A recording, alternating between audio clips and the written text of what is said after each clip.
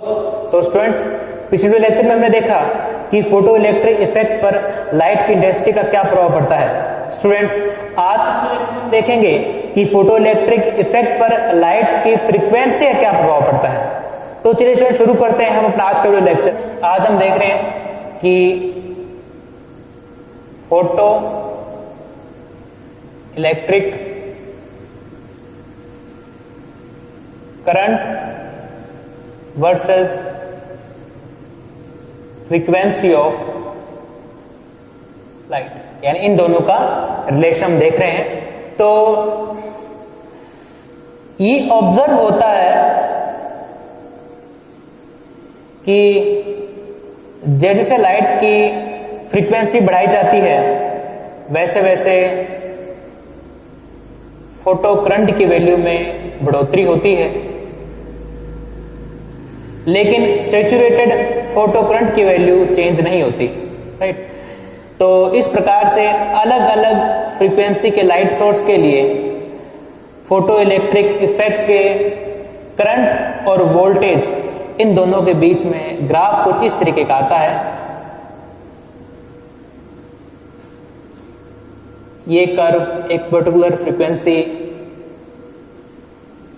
ν1 के लिए, ये दूसरा ग्राफ दूसरी फ्रीक्वेंसी ν2 के लिए, और ठीक इसी प्रकार से ये तीसरा ग्राफ एक तीसरी फ्रीक्वेंसी ν3 के लिए, राइट।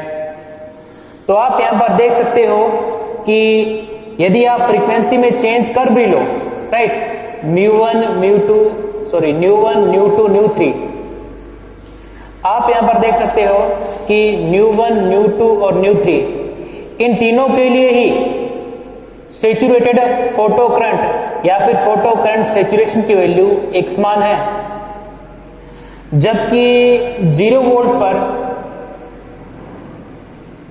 ν1 फ्रीक्वेंसी के लिए करंट कम है, ν2 के लिए उससे ज्यादा और ν3 के लिए सबसे ज्यादा है।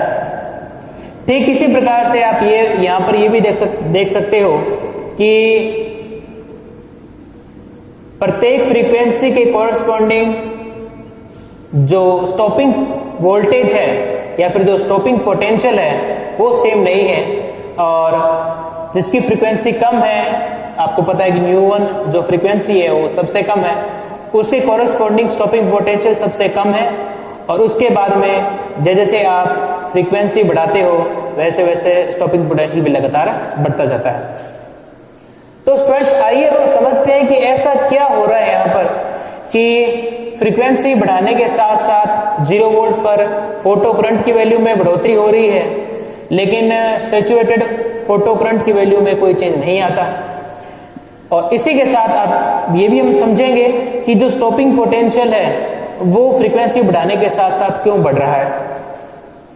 तो इसे समझने के लिए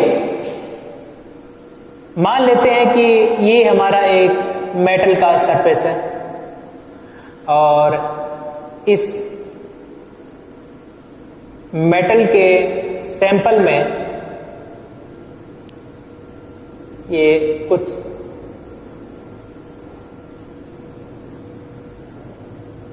लेटिस एटम्स हैं, राइट। और ये मान लेते हैं कि इन सभी एटम्स ने अपना जो बाहर का इलेक्ट्रॉन है वो त्याग दिया है, और ये जो इलेक्ट्रॉन है ये पूरे इस मेटल के सैंपल में स्वैच्छिक रूप से रैंडमली किसी भी डायरेक्शन में मोशन कर सकता है, राइट। अब देखो, आपको पता है कि जो लाइट होती है वो फोटोन से मिलकर बनी हुई होती है, और जो फोटोन होता है वो ड्यूल नेचर को शो करता है, यानी कि इस फोटोन में वेव पार्टिकल की, यानी कि इस फोटोन में वेव की प्रॉपर्टीज भी होती है, तो इसमें जो है पार्टिकल उसकी प्रॉपर्टीज भी होती है। यानी कि ये जो पार्टिकल या जो फोटोन है ये दो तरीके से बिहेव कर सकता है, ये वेव की तरीके से भी बिहेव कर सकता है और ये पार्टिकल की तरह भी बिहेव कर सकता है, राइट। अब देखो, इंटरेस्टिंग बात यह है कि इस फोटोन की जो एनर्जी होती है वो दी जाती है E=h न्यू।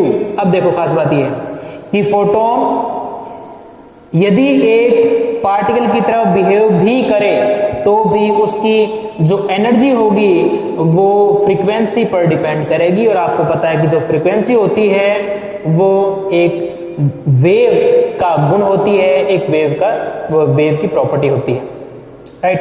तो ये हम ड्यूल नेचर से शो कर सकते हैं, जैसे कि जो फोटोन है वो एक पार्टिकल की तरह बिहेव भी कर सकता है, लेकिन उस केस में उसकी जो एनर्जी होगी वो फ्रीक्वेंसी पर डिपेंड करेगी, और जो फ्रीक्वेंसी होती है वो वेव की प्रॉपर्टी होती है।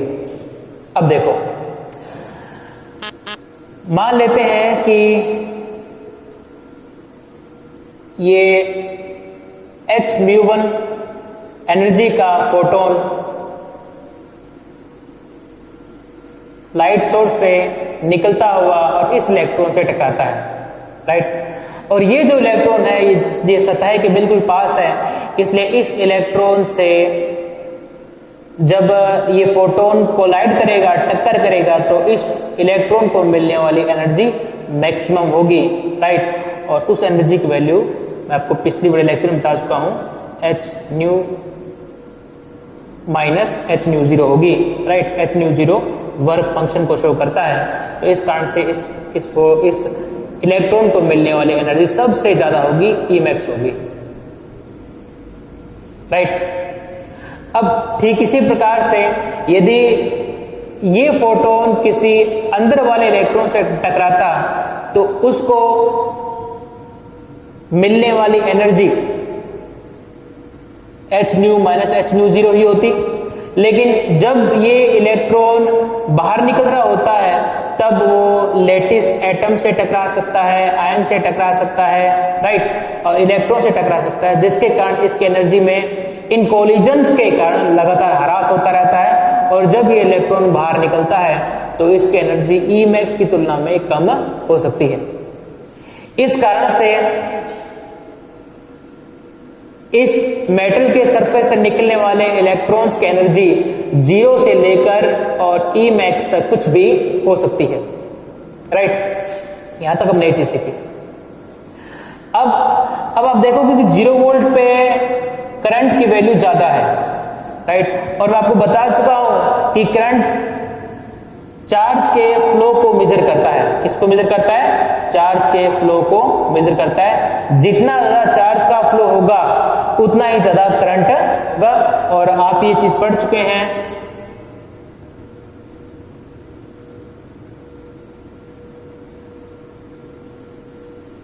आप इस पढ़ चुके हैं कि जो करंट होती है वो डिपेंड करती है किस पे?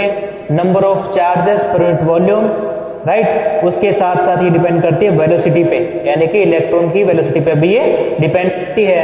अब मान लेते हैं कि चूंकि आप यहाँ पर फ्रीक्वेंसी बढ़ा रहे हो, और अब मान लेते हैं कि हमने एक ऐसा लाइट सोर्स का इस्तेमाल किया है जिसकी फ्रीक्वेंसी nu2 है, और इस लाइट सोर्स से निकलने वाले फोटोन की एनर्जी होगी h-nu2, राइट। अब चूंकि फ्रीक्वेंसी ज्यादा है इसलिए इस फोटोन की एनर्जी इसकी तुलना में ज्यादा होगी। अब ज्यादा एनर्जी का फोटोन यदि इन इलेक्ट्रॉन से टकराएगा तो इस केस में, यानी कि जब फोटोन की एनर्जी h-nu2 है, उस केस में निकलने वाले इलेक्ट्रॉन्स की जो एनर्जी होगी वो h-nu1 की तुलना में ज्यादा होगी, राइट।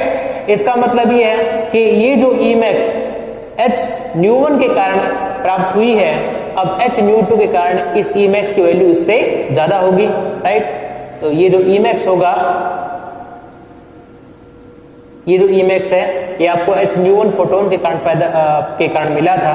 जब आप इस इलेक्ट्रॉन पर h-nu2 एनर्जी का फोटोन जब आप इस इलेक्ट्रॉन पर इमिट करवाओगे तो उस केस में आपको मिलने वाली जो एनर्जी होगी कौन सी? Emax2 लिख दिया मैंने इसको, Emax2, वो आपको Emax1 यानी कि h-nu1 फोटोन से प्राप्त होने वाली एनर्जी की तुलना में ज्यादा होगी, राइट। तो आप इसको ऐसे समझ सकते हो कि जितनी एनर्जी का फोटोन होगा उतनी ज्यादा एनर्जी के इलेक्ट्रॉन्स आपको मिलेंगे, राइट। अब होगा क्या कि ये हमारे दो इलेक्ट्रोड्स हैं, राइट। ये हमारा कैथोड है,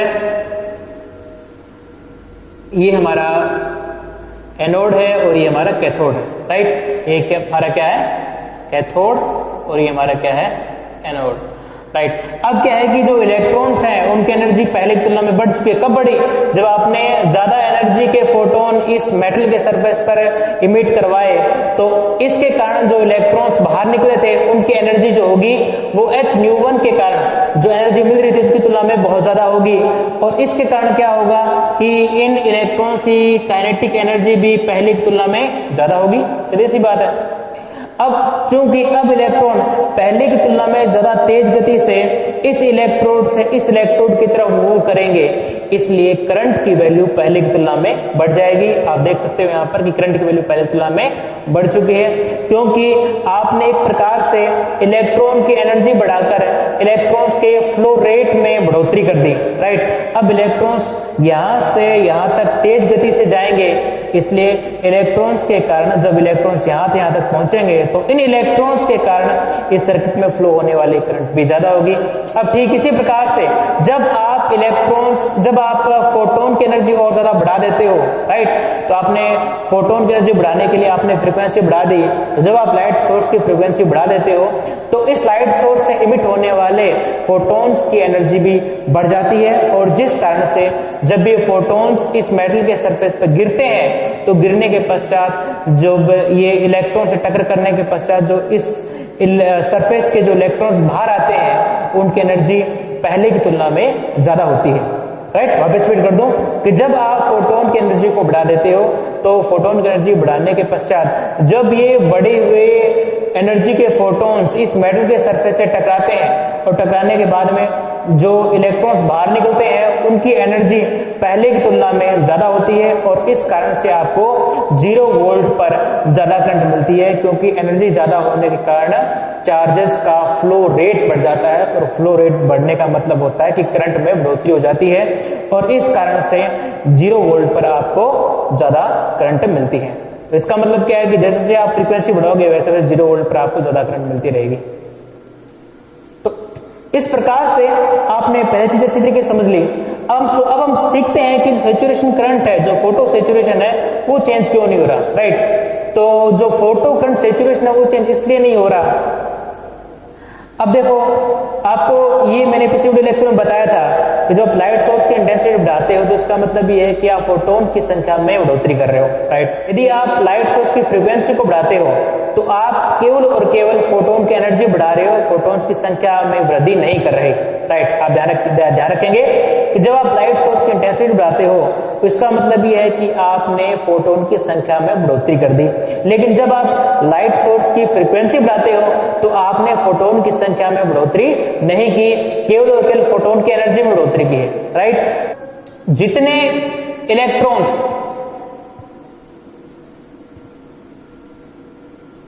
ν1 फ्रीक्वेंसी पर निकल रहे थे, राइट, ठीक उतने ही ν2 पर निकलेंगे और ठीक ν3 पर निकलेंगे, राइट। इसका मतलब ये है कि यदि ν1 फ्रीक्वेंसी पर यदि 10 इलेक्ट्रॉन निकल रहे थे तो ν2 फ्रीक्वेंसी पर 10 इलेक्ट्रॉन ही निकलेंगे और ν3 फ्रीक्वेंसी पर 10 इलेक्ट्रॉन निकलेंगे, इलेक्ट्रॉन की संख्या में कोई बढ़ोतरी नहीं होगी।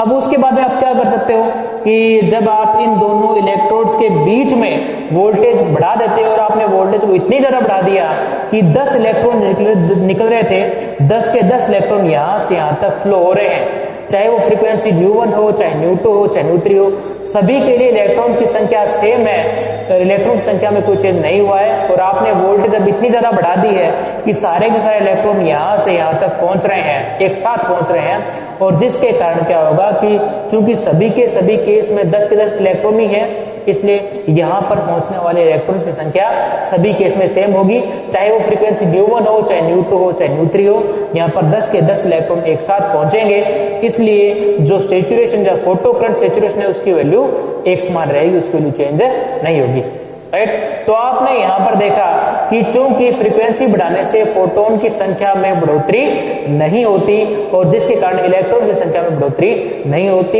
इसके कारण क्या होता है कि जो इलेक्ट्रॉन्स हैं उनकी संख्या सेम रहने के कारण फोटो करंट सैचुरेशन की वैल्यू भी सेम रहती है, राइट। अब हम सीखेंगे कि ये जो स्टॉपिंग पोटेंशियल है ये क्यों बढ़ रहा है। देखो ये क्यों बढ़ रहा है, इसका एक बहुत अच्छा आंसर है, ये है कि मैंने आपको बताया कि जैसे से आप फोटोन की एनर्जी बढ़ाते हो वैसे वैसे इमिट होने वाले इलेक्ट्रॉन्स की एनर्जी बढ़ती जाती है। क्या होता है, जैसे आप फोटोन की एनर्जी बढ़ाते हो वैसे वैसे इमिट होने वाले इलेक्ट्रॉन्स की एनर्जी भी बढ़ती जाती है।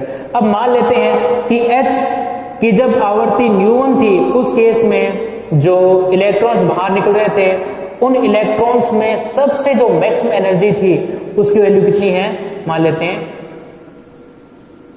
इतनी है 1/2 mv1²। इसको मैं लिख देते हैं E1, राइट, ये एनर्जी। अब जैसे आप फ्रीक्वेंसी को बढ़ाते हो, राइट, जैसे आप फ्रीक्वेंसी को बढ़ाओगे वैसे वैसे फोटोन की एनर्जी भी बढ़ती जाएगी, राइट। और इस कारण से जब ये अधिक एनर्जी के फोटोन इन इलेक्ट्रॉन से टकराएंगे तो इन इलेक्ट्रॉन्स को मिलने वाली एनर्जी भी ज्यादा होगी और इसके कारण क्या होगा कि hν0 फोटोन के लिए इमिट होने वाले इलेक्ट्रॉन्स की मैक्सिमम एनर्जी E2 E1 की तुलना में ज्यादा होगी। ठीक इसी प्रकार से जब आप फ्रीक्वेंसी को और ज्यादा बढ़ा दोगे, राइट, तो आप फ्रीक्वेंसी की और ज्यादा बढ़ा दोगे तो आप ऑब्वियसली फोटोन की एनर्जी में और ज्यादा बढ़ोतरी कर रहे हो। तो जब बढ़ी हुई एनर्जी के ये फोटोन्स जब ये इन इलेक्ट्रॉन से टकराएंगे तो इन इलेक्ट्रॉन्स को मिलने वाली एनर्जी जो होगी वो µ2 की तुलना में ज्यादा होगी और इस कारण से होने वाले जो इलेक्ट्रॉन्स है उनकी जो मैक्सिमम एनर्जी होगी वो E2 की तुलना में भी क्या होगी, ज्यादा होगी, राइट। इसको अपने इस तरीके से समराइज करेंगे कि जैसे आप इलेक्ट्रॉन्स की एनर्जी जैसे आप फोटॉन्स की एनर्जी में बढ़ोतरी कर रहे हो वैसे वैसे इमिट होने वाले इलेक्ट्रॉन्स की जो मैक्सिमम एनर्जी है उसमें भी बढ़ोतरी हो जाएगी, राइट। अब देखो क्या हो गया, अब क्या है कि जैसे आपने फ्रीक्वेंसी बढ़ाई वैसे वैसे जो है, जैसे आपने फ्रीक्वेंसी बढ़ाई वैसे वैसे जो इलेक्ट्रॉन्स की एनर्जी है वो पहले तुलना में बढ़ती गई। अब देखो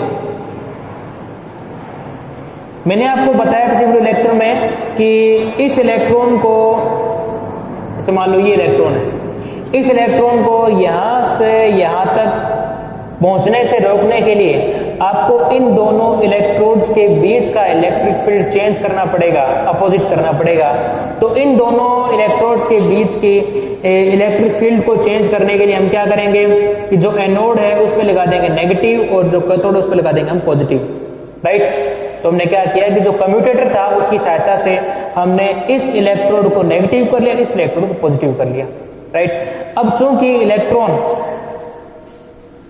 फोटोन के कोलिजन से काफी ज्यादा एनर्जी ग्रहण कर चुका है और मान लेते हैं कि इसकी एनर्जी अभी E1 है, E1 = ½ mv1²। अब क्या है कि ये इलेक्ट्रॉन जो है इस एनर्जी के कारण यहां से यहां तक इस इलेक्ट्रोड की तरफ मूव करेगा, राइट। लेकिन जो इलेक्ट्रिक फील्ड है उसकी डायरेक्शन है +2-, राइट। क्या है, +2-। और आपको पता है कि इस इलेक्ट्रॉन पर इस इलेक्ट्रिक फील्ड के कारण लगने वाला जो फोर्स है वो है F -E, राइट। ये इलेक्ट्रॉन पर फोर्स कितना है, F -E। अब क्या है कि आप देख सकते हो इस फोर्स की जो डायरेक्शन है वो इलेक्ट्रिक फील्ड के अपोजिट है। जो नेगेटिव साइन जो यहां पर शो हो रहा है वो ये बता रहा है कि इस इलेक्ट्रॉन पर लगने वाला जो फोर्स होगा वो इलेक्ट्रिक फील्ड के अपोजिट डायरेक्शन में होगा, राइट। यानी इस इलेक्ट्रॉन पर इलेक्ट्रिक फील्ड के अपोजिट डायरेक्शन में फोर्स लगेगा, राइट। अब क्या होगा कि इलेक्ट्रॉन को अब यहां से यहां तक पहुंचने के लिए इस फोर्स के अगेंस्ट वर्क करना पड़ेगा।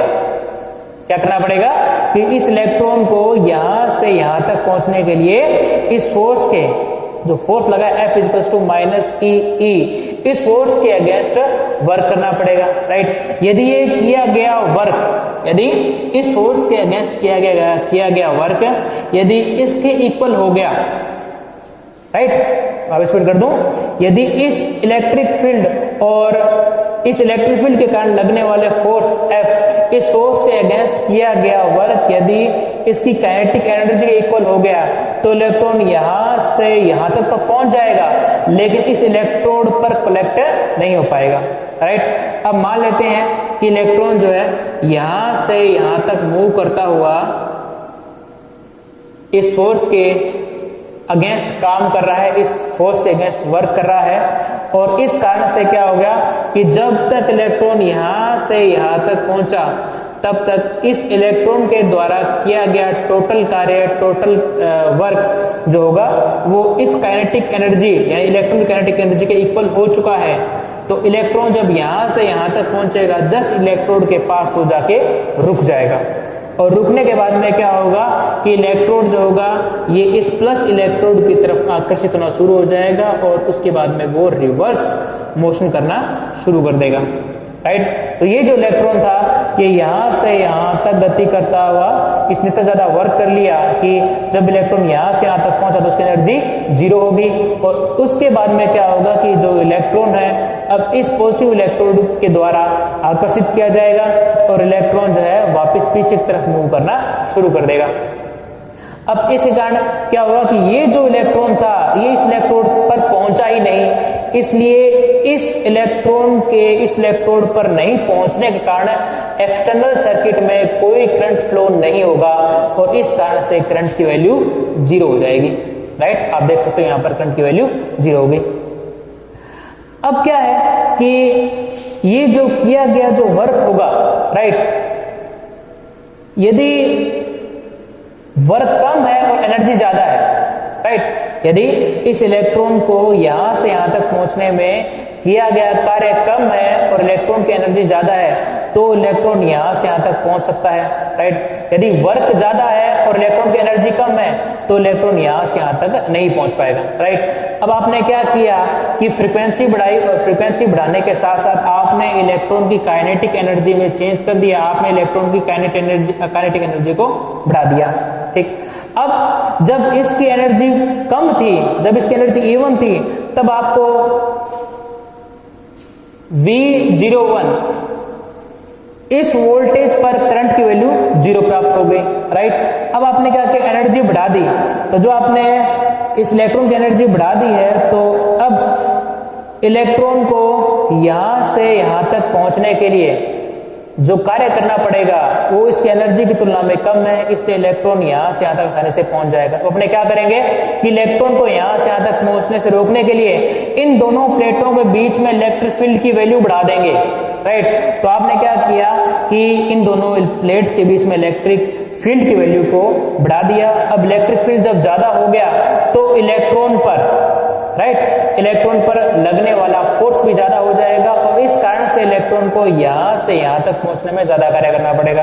अब मान लेते हैं कि आपने इन दोनों प्लेटों के बीच की वोल्टेज इतनी ज्यादा बढ़ा दी कि इन दोनों प्लेटों के बीच में जो इलेक्ट्रिक फील्ड है वो इतना ज्यादा है कि जो इलेक्ट्रॉन है जिसकी एनर्जी पहली तुलना में बढ़ चुकी है, E2 है, अब इस E2 एनर्जी का इलेक्ट्रॉन यहां से यहां तक तो पहुंच जाता है, लेकिन इस इलेक्ट्रोड पर कलेक्ट नहीं हो पाता, जिस कारण से जो सर्किट है, जो हमारा इलेक्ट्रिक फील्ड है, उसमें जो करंट है वो 0 हो जाएगी।